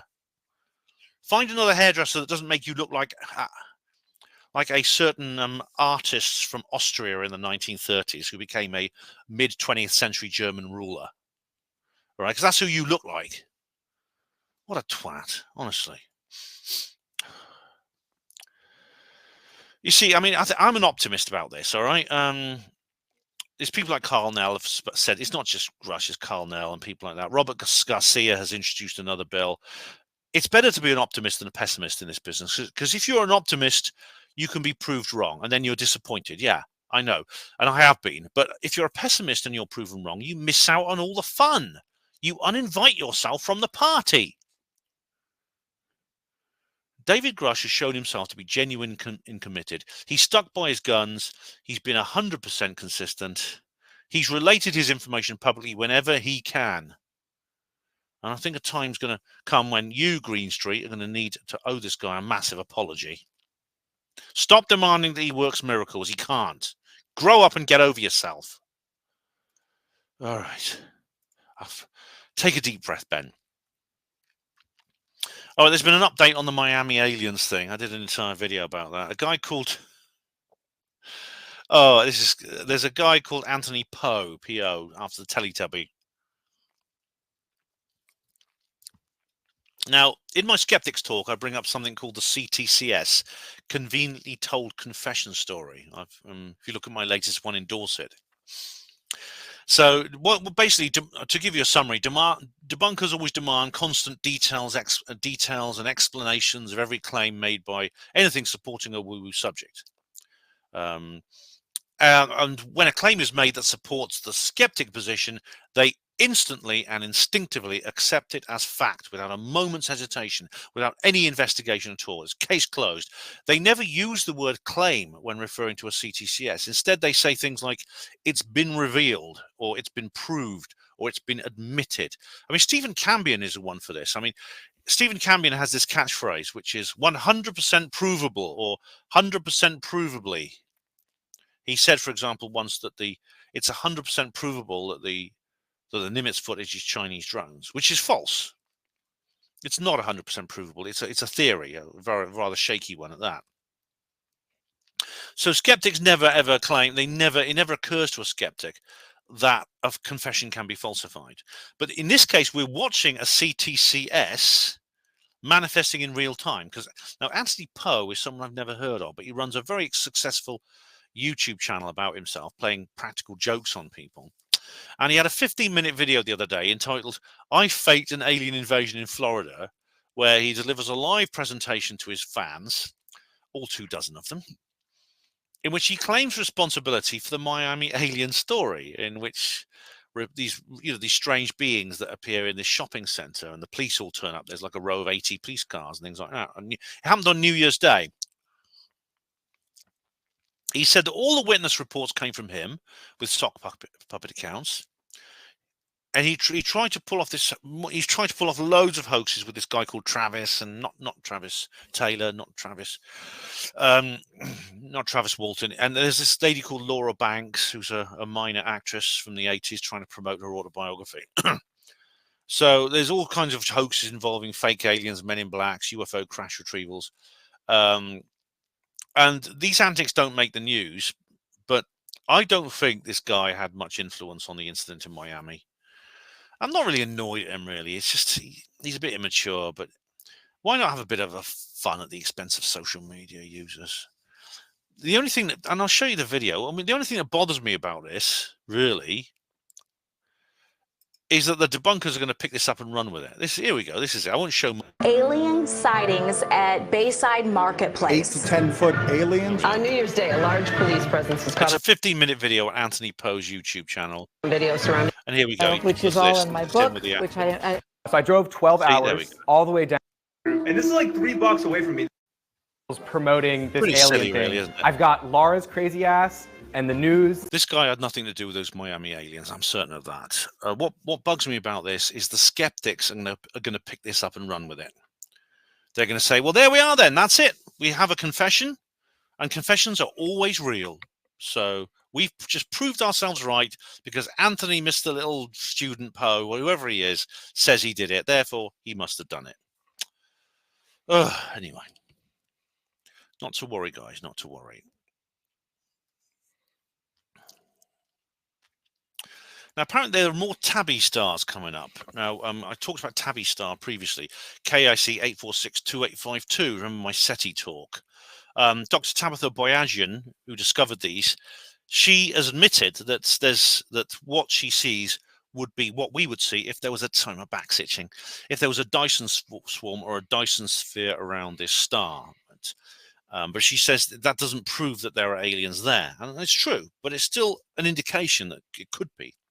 Now, it turns out these are not unique. There are more stars like it. All within, they've discovered, believe it or not, 7 stars within 1,000 light years of the Earth, which makes them, in cosmic terms, our neighbors. These are M-type red dwarf stars, smaller and dimmer than the sun, but they have these same structures around them. Now, Professor Jana Levin, an astronomer, said, I would say I'm very open-minded, and I'm not losing sleep over the idea that we are observing alien megastructures.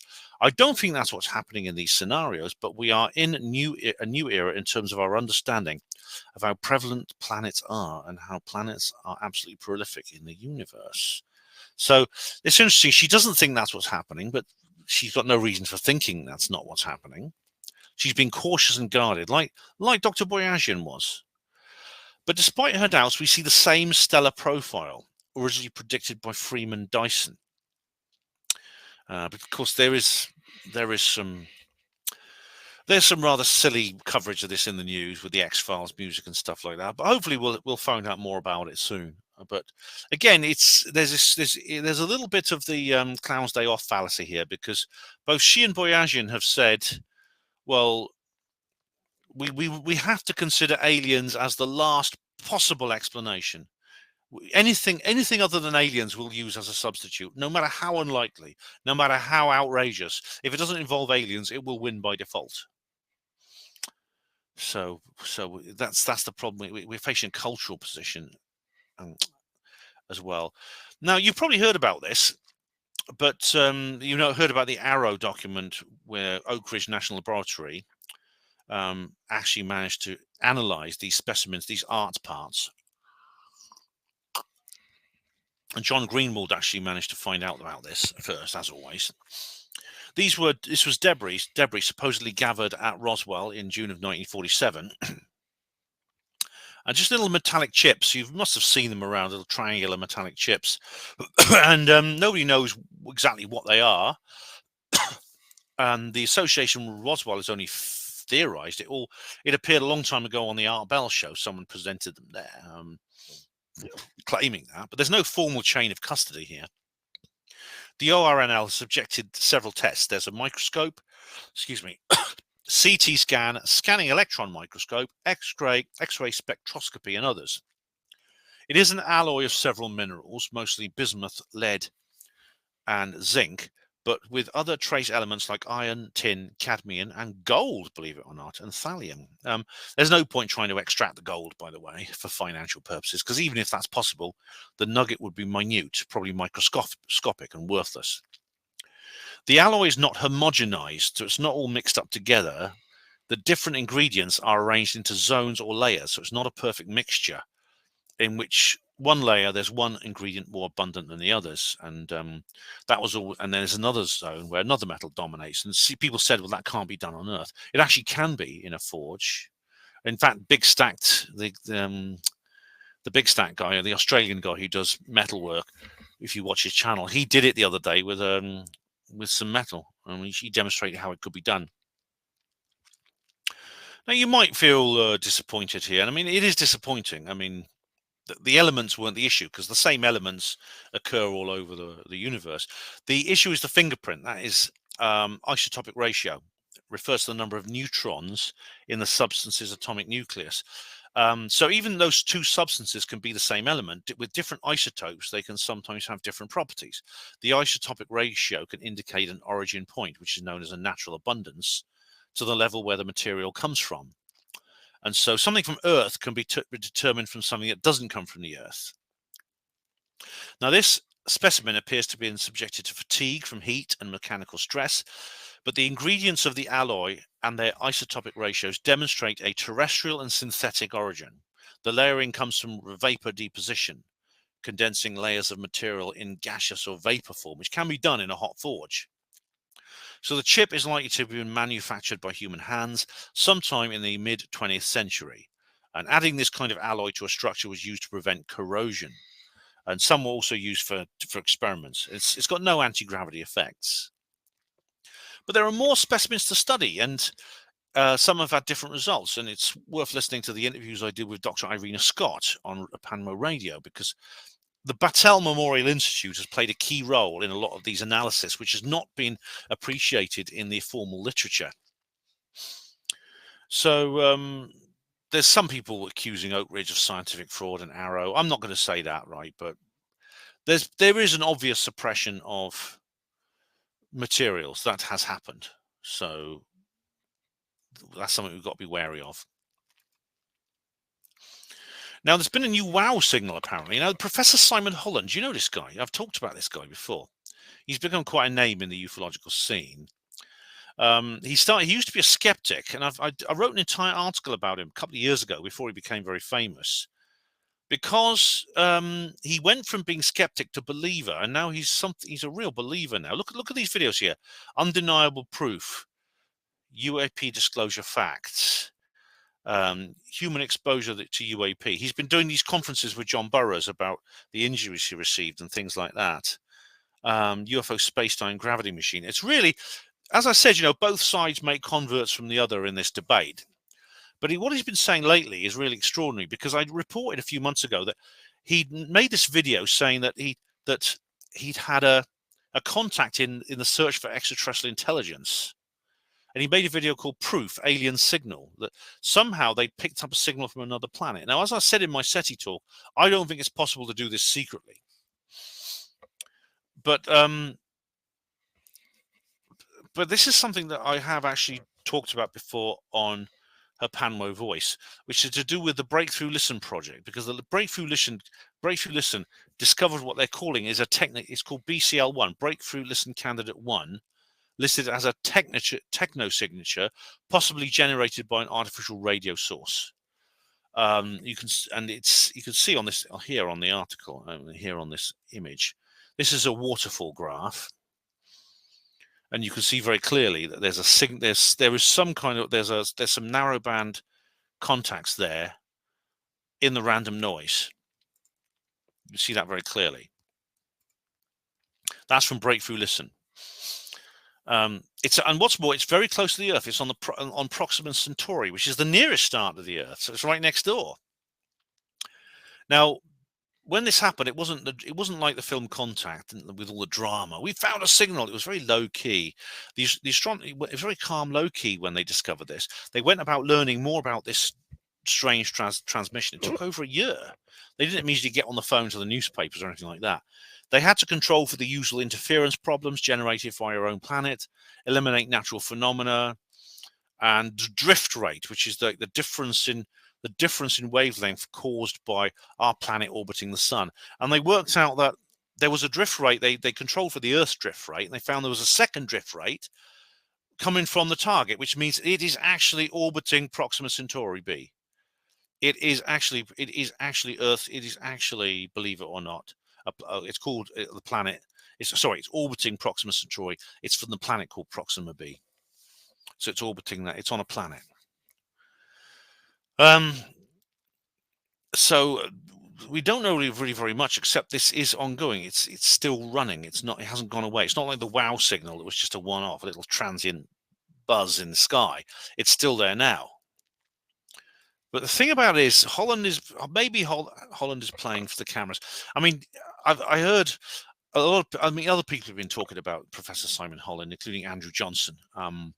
Andrew Johnson's covered his work. Andrew Johnson doesn't like him, which doesn't surprise me, because Andrew dislikes almost everybody. I mean, he's famous for being one of the most misanthropic people in this community.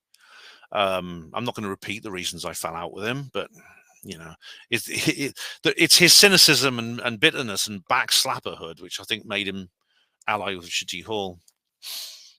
But on the subject of backslappers, I've got something amusing to show you later.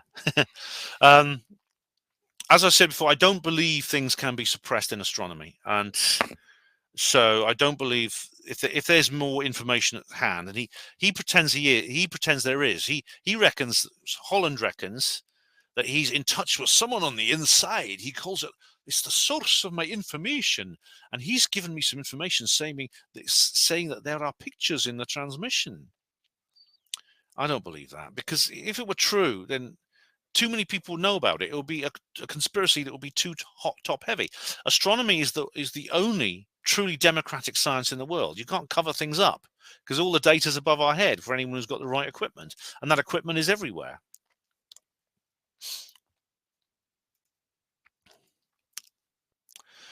Right, there's been a Bob Lazar movie fan trailer. I mean, this is not really news, but I thought I might include it because there's never been a Bob. Bring our delightful scent of autumn in. I won't show you this, but I'll show you a little bit, just a little snatch of it. But here we go.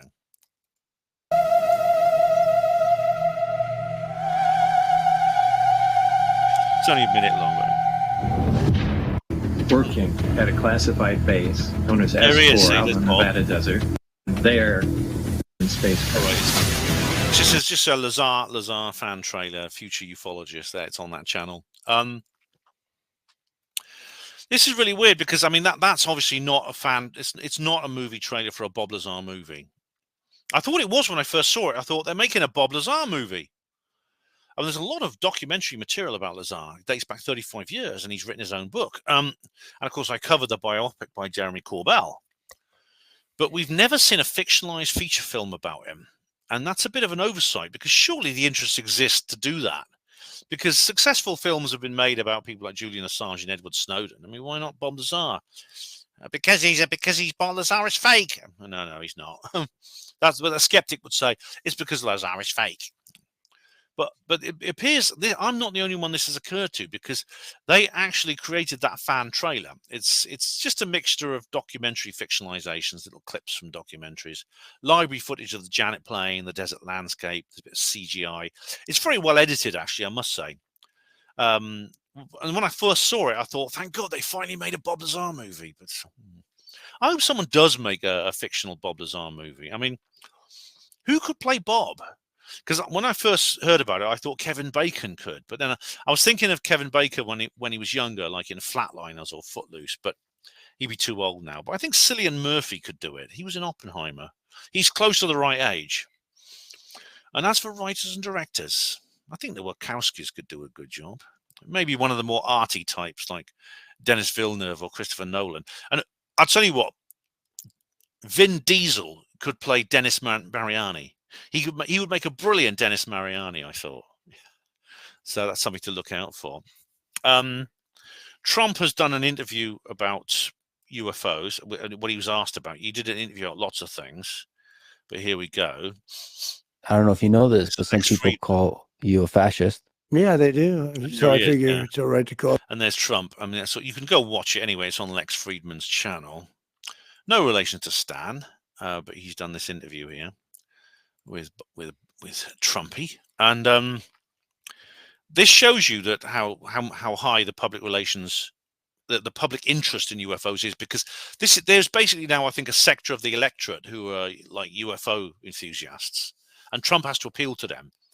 And he asked, if you are elected president again, will you release the information?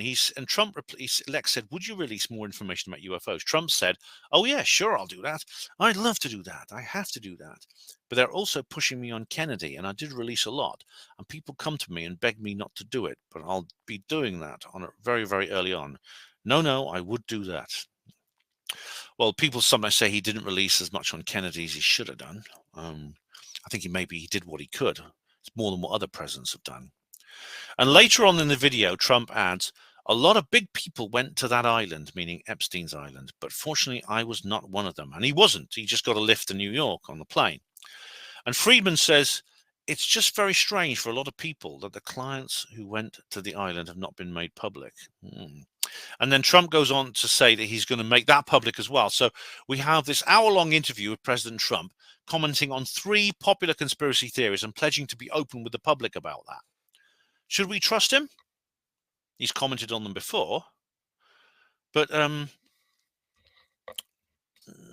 what's going on behind the scenes? I don't know. But I'll say more later. But obviously, I really hope Trump will get in. This is what I'm doing the detox for. That's an affirmation. It's a spell.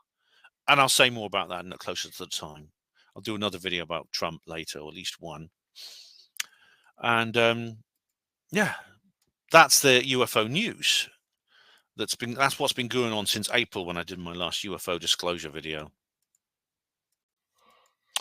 All right, there's something else I need to discuss with you. Now, a lot of people have commented on this, and it is this talk about it's kind of a follow-on from the things that Professor Holland was talking about.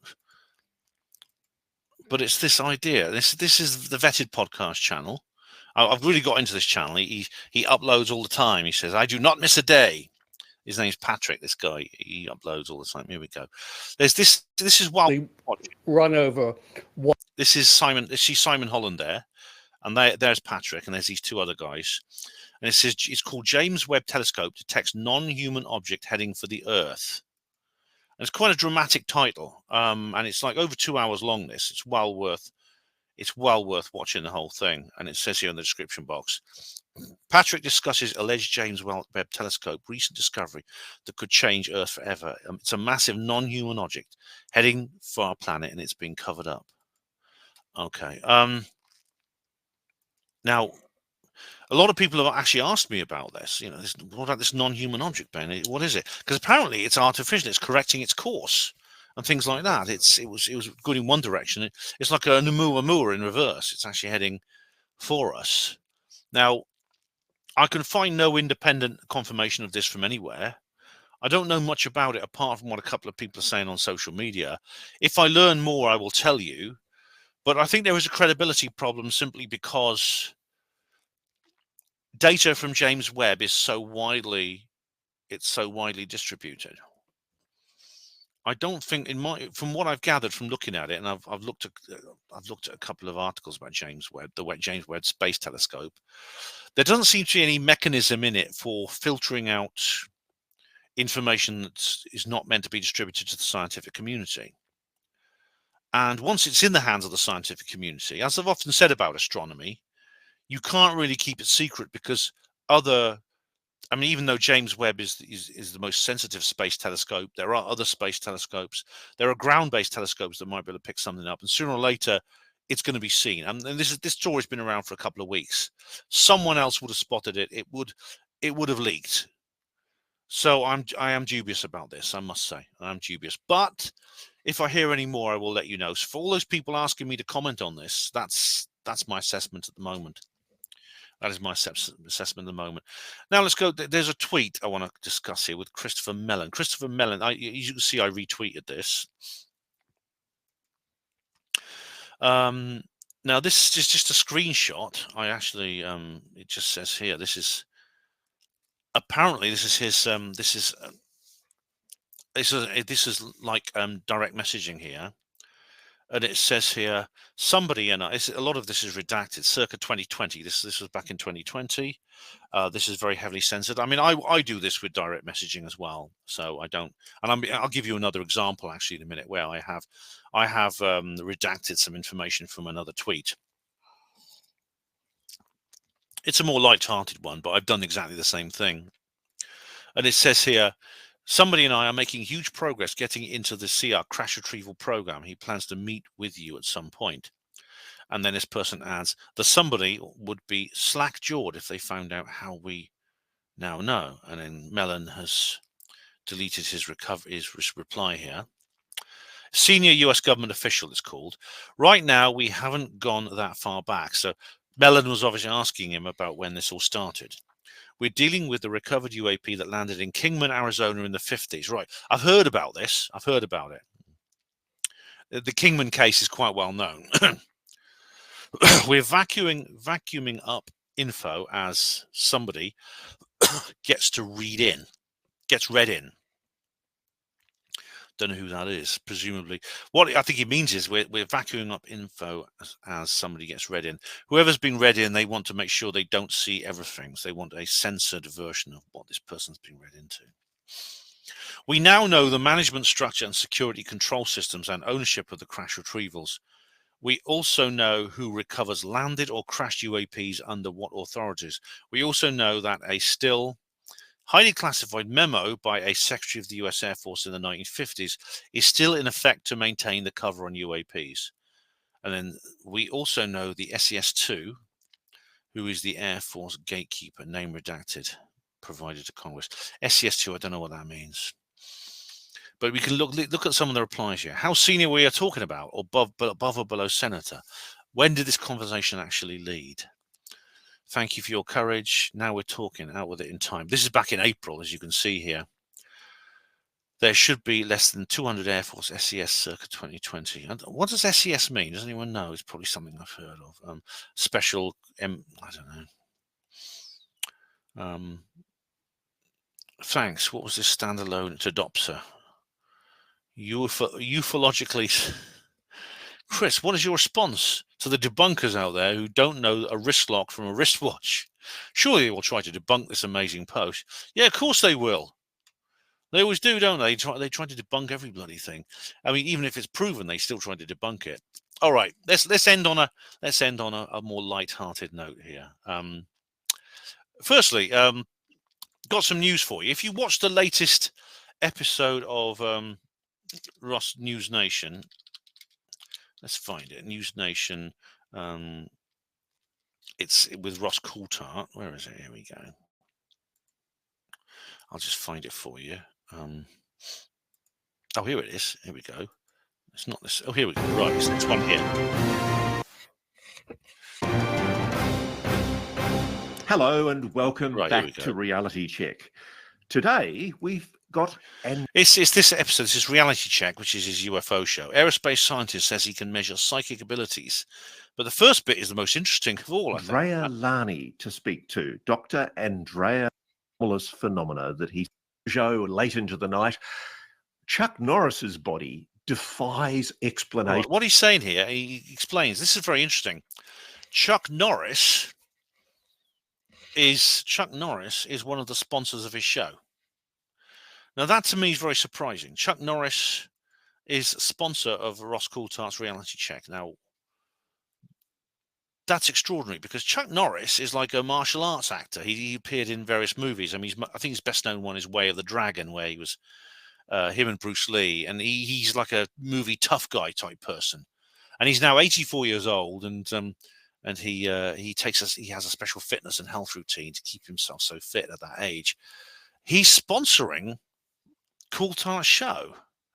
So Chuck Norris obviously has an interest in this sort of thing, and I didn't know that. I mean, I don't really know much about Chuck Norris. He's a bit before my time, actually. I think older generations will know more about him, but so he's a famous actor who's into all this. Okay, so a bit of light-hearted stuff to end with. I'll just check I've gone through all my notes here. Right, yeah. There we are. Here we go. This will amuse you. I've made a tweet here. Right. If my next answer, then this is my answer. The next time somebody asks me what is a backslapper, because people keep asking me, what do you mean by a backslapper? Okay, this is the person. As you see, I've done a Christopher Mellon and I've redacted a lot of the personal information of this person. But this person tweeted. You may actually guess who this person is, especially if you follow the UFO scene. You'll probably guess who this person is.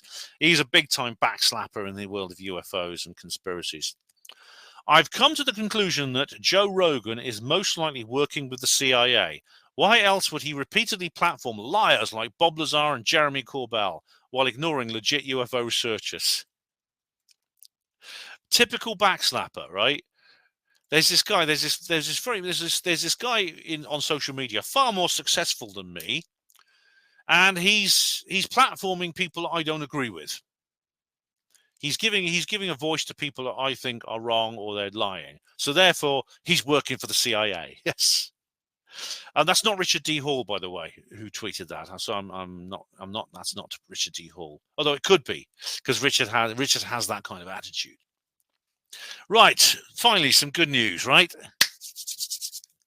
They say that karma is a bitch, but sometimes she's a darling. Now, Ken Klippenstein really came into the beads of the UFO community a couple of months ago, where he published a horrible personal attack against David Grush, supposedly informing the public for the public good, you understand, but basically saying David Grush was an alcoholic, mentally ill guy who was locked up in a psychiatric hospital for a while, and I think the people have a right to know about that.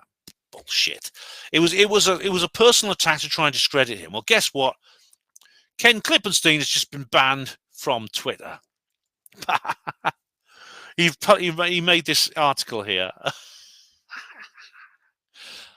Twitter banned me. I was banned after publishing the J.D. Vance dossier. Self-styled free speech warrior Elon Musk on his X banned Twitter. Banned me after I published a copy of the Donald Trump campaign's DJ Vance research dossier. X says I've been suspended for violating our rules against posting private information, citing a tweet linking my story about the J.D. Vance dossier. First, I never published any private information on X. I linked to an article I wrote here and linking to a document of controversial provenance, one that I did not want to alter for that very reason. If you're going to... Ken, you dickhead, right? You got what you deserved, right?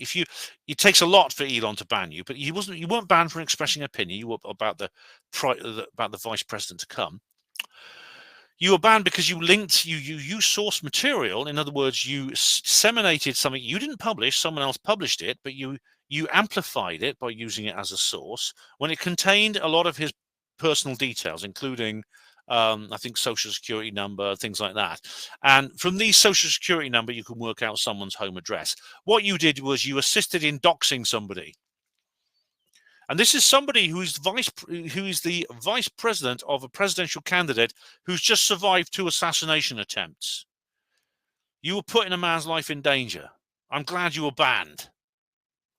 And after what you did to David Grush, I think you got off pretty lightly, quite frankly. So what's going to happen next? I don't know. But as I said, this is a very stagnant, not stagnant, but this is a slow year in the UFO disclosure annals. It'll go down in history as one of the slack times, I think, one of the slow times. But that can change. It's changed before. We've had slow years before. 2018 was pretty slow, and they can speed up again. They can get better and they can get faster. So that could happen again. We shall see.